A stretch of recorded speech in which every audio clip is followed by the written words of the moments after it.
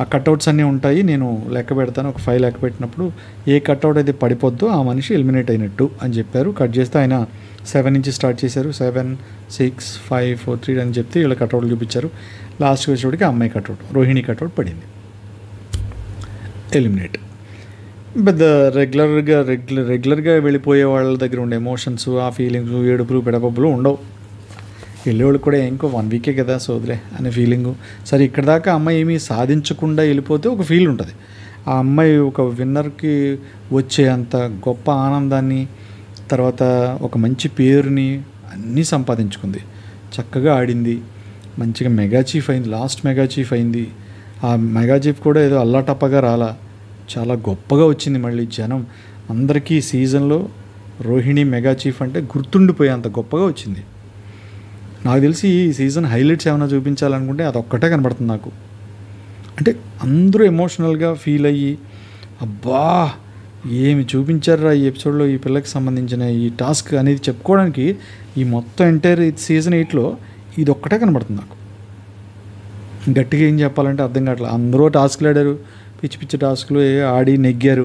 కొంతమంది మనకు నచ్చని వాళ్ళు నెగ్గారు, కొంతమంది వాళ్ళకి నచ్చని వాళ్ళు నెగ్గారు. తప్పితే పరిపూర్ణంగా నెగ్గితే అందరూ సాటిస్ఫై అయింది ఒక్క రోహిణి మెగా చీఫ్ అనే టాస్క్లో మాత్రమే. ఆ అమ్మాయి మెగా చీఫ్ అయినప్పుడు మాత్రమే అటు నెగిటివ్ ఇటు పాజిటివ్ అనేది లేకుండా ఓవరాల్గా ఎంటైర్ ప్రతి మనిషి అబ్బా super super super super super అనిపించుకుంది ఆ టాస్క్లోని. అందుకే ఈరోజు అమ్మాయికి ఇంతమంది సెలబ్రిటీస్ అవ్వచ్చు, బయట వాళ్ళు అవ్వచ్చు, వేరే వేరే చోట నుంచి కూడా, వేరే వేరే ప్రాంతాల నుంచి కూడా తనని లేపడానికి, తనకి ఓట్లు వేయమని చెప్పడానికి, తన గురించి గొప్పగా చెప్పడానికి సాహసించారంటే బికాజ్ ఆఫ్ ఓన్లీ ఆ ఎఫర్ట్. ఆ అమ్మాయి టాస్క్లో చూపించిన ఏమంటారు దాన్ని, ఆ చొరవ, లేకపోతే ఆ ప్రతిభ, ఇంక ఇలాంటి వర్డ్స్ అన్నీ వాడుకోవచ్చు. అంత గొప్పగా ఆడింది కాబట్టి ఆ అమ్మాయి అంత మంచి పేరు సంపాదించుకుని వెళ్తుంది కాబట్టి ఆమెకి పెద్ద ఫీలింగ్ ఏం లేదు. ఓకే, అందరూ హాయ్ అంటే హాయ్ అనుకున్నారు, బాయ్ అంటే బాయ్ అనుకున్నారు.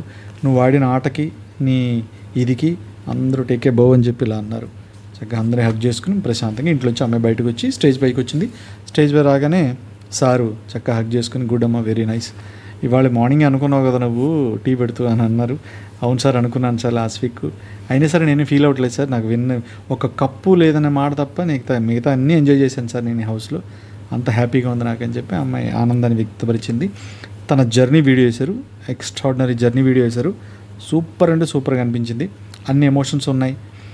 ఆ టాస్క్ అయినప్పుడు తను ఏడ్చింది అయితే ఆ ఏడుపుకి తనే మళ్ళీ ఏడ్చింది, అంత గొప్పగా అనిపించింది. మాకు మళ్ళీ మళ్ళీ ఆ ఎమోషన్ గుర్తొచ్చింది. ఆ రోజు నేను ఫీల్ అయిన ఫీలు, కళ్ళం నీళ్ళు వచ్చి నేను చెప్పాను కదా ఆ రోజు నేను ఎపిసోడ్లో, ఆ ఫీల్ మళ్ళీ వచ్చిందనమాట. చూడగానే నేను మెగా చీఫ్ని అయ్యాను అని బోర్ని ఏడుస్తుంటే ఎవరికైనా బాధేస్తుంది, మనిషి జన్మెత్తిన వాళ్ళు ఎవరికైనా. అది కష్టపడి సంపాదించుకున్నది, ఎవదో ఆడి దయాభిక్ష ఇది వల్ల చేసింది కాదు కదా, కష్టంతో వచ్చింది. దాని వాల్యూ వేరే లెవెల్లో ఉంటుంది. ప్రతివాడు ఒక విజయం నా లైఫ్లో అలాంటిది ఉండాలి అని కోరుకుంటాడు, అంత గొప్ప విజయం అది. సూపర్. ఆ అమ్మాయి వీడియో చూసి చాలా ఎంజాయ్ చేసి ఇంకా బయలుదేరే ముందు చిన్న టాస్క్ అయితే పెడతారు కదా, హీరోలు ఎవరు విలన్స్ ఎవరమ్మని ఇందులో అంటే ఫస్ట్ హీరో నాకు అవినాష్ సార్ అని తన ఫ్రెండ్ని ఫస్ట్ పెట్టింది.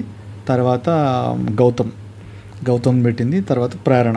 వీళ్ళ ముగ్గురు నాకు హీరోలు సార్, వీళ్ళ విలన్స్ కాదు సార్ అని చెప్పి తర్వాత మిగిలిన ముగ్గురిని, నబీల్ని, తర్వాత విష్ణుని, తర్వాత నిఖిల్ని, వీళ్ళు విలన్స్ కాదు సార్, చిన్న చిన్న లోటుపాట్లు ఉన్నాయని చెప్పి వాళ్ళని ఏదో మార్చుకోమని, ఇలా ఉండమని అలా ఉండమని వాళ్ళకి చెప్పాల్సినవి చెప్పేసి అక్కడి నుంచి ఆవిడ నిష్క్రమించింది. ఒక అద్భుతమైన సీజన్లో ఒక అద్భుతమైన తన పాత్రని పోషించి మంచి పేరుతో బయటికి వెళ్తున్న మనిషి. నాకు తెలిసి ఇప్పటివరకు ఎలిమినేట్ అయిన వెళ్ళిపోయిన వాళ్ళలో చాలామంది బ్యాడ్ నేమ్ తీసుకుని వెళ్ళారు. సీజన్ 8లో చాలా వర్స్ట్కి వెళ్ళారు.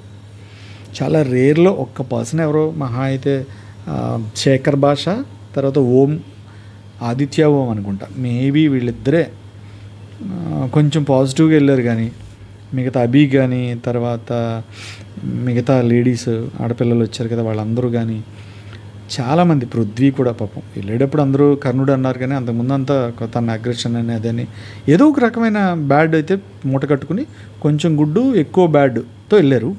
ఈ అమ్మాయి ఎక్కువ గుడ్డు కొంచెం బ్యాడ్తో వెళ్తుంది.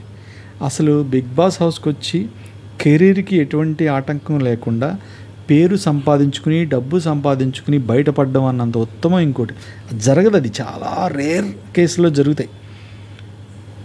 అలాంటిది అమ్మాయి సాధించుకుని ఇన్ని వారాల పాటు ఉంది. ఫిఫ్త్ ఎంటర్ అయ్యి 14th వీక్ వెళ్తుందంటే ఇంత మంచి పేరుతో మామూలు విషయం కాదు. తన ఫ్యూచర్ బాగుండాలి, తన కెరీర్ ఇంకా బ్రైట్గా ఉండాలని మనస్ఫూర్తిగా ఎస్బీ ఆడియో నా ఛానల్ తరఫున, మన సబ్స్క్రైబర్స్ తరఫున, నా తరఫున మనస్ఫూర్తిగా తనకి విషెస్ తెలియజేస్తూ